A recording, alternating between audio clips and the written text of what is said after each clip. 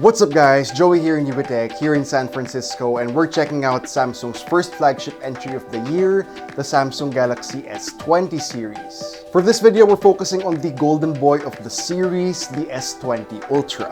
If you guys haven't seen our video on the standard S20 and S20 Plus yet, you can check that out right here.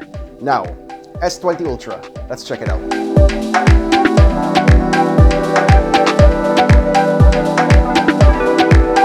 Clocking in at nearly 7 inches, it's now the second biggest phone in Samsung's entire flagship repertoire, second only to the Galaxy Fold. You'd think it was a Galaxy Note device when you have it in your hand until you realize there is no S Pen. But despite all the hardware it's packing, it's still very sleek and sexy. Metal frame clad in 2.5D curved glass panels. Like the other two phones in the series, we get the same center placement of the punch hole camera, as well as the rectangular rear camera module on the upper left of the back, though this one is significantly bigger, and for a reason. It's got a slightly different set of camera lenses and sensors, including a periscopic telephoto lens. On the standard and plus models, for me at least, the display is the focal point. For the Ultra version, it's definitely the rear camera module. But checking out the Ultra's display, it's a 6.9-inch QHD Dynamic AMOLED Infinity O screen with support for a 120Hz refresh rate at Full HD, as well as a 240Hz touch response, which Samsung is touting as a gaming feature for lower input latency, but I can also see this as boosting the phone's overall response feel as well, making it not only look smoother, but feel smoother also when you're using it. It edges out the Note 10 Plus's display in terms of size by just 1/10 of an inch, but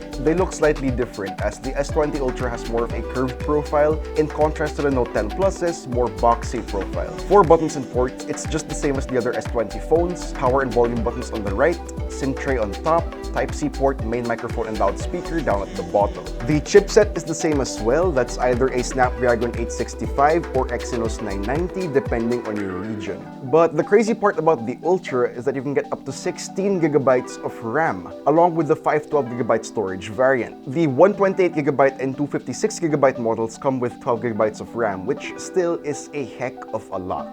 Just like the other two, the S20 Ultra has a big focus on 5G. The S20 and S20 Plus will be coming into the Philippines in their 4G only variants, but interestingly, the 5G version of the S20 Ultra is coming to the Philippines, but there's a catch. The 5G connectivity for the Philippine version will be disabled in the meantime, as confirmed by a Samsung representative, which is interesting because this may indicate that in the future, a software update could be released to unlock the 5G connectivity, perhaps when our 5G networks in the Philippines are up and running. The S20 Ultra comes with a huge 5000 mAh battery with support for 45-watt fast charging. This is huge not only for the S20 series, but could also indicate something even bigger for the upcoming Galaxy Note 20, since that series is more focused on productivity. But for the S20 Ultra, its focus is definitely on camera power.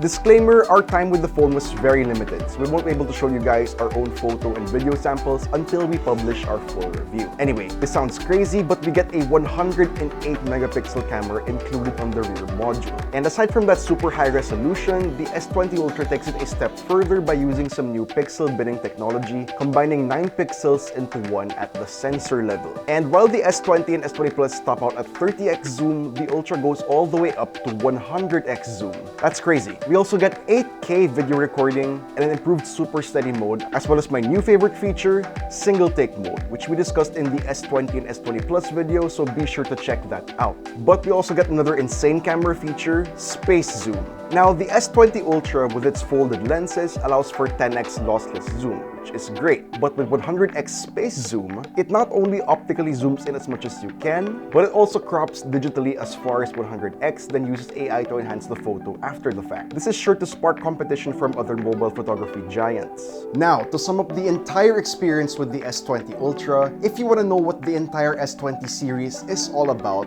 then you're gonna get that with this phone. It's taken all that worked well for the 2019 Samsung flagships and packed more future-looking stuff. But since this is the first flagship release of the year, this is exactly where the bar is set for the rest of the industry. I'm excited about this thing, and if you guys are too, be sure to stay tuned for our full review. And if you guys haven't seen our other video on the Samsung S20 and S20 Plus, check that out. So yeah, that about wraps up this video. Now, what do you guys think about the Samsung Galaxy S20 Ultra? Let us know in the comments down below. If you enjoyed this video, please do drop a like, subscribe to our channel for more content, hit the bell icon to receive future uploads, and be sure to visit ukitech.com for the latest tech news and reviews. This has been Joey, and stay hydrated.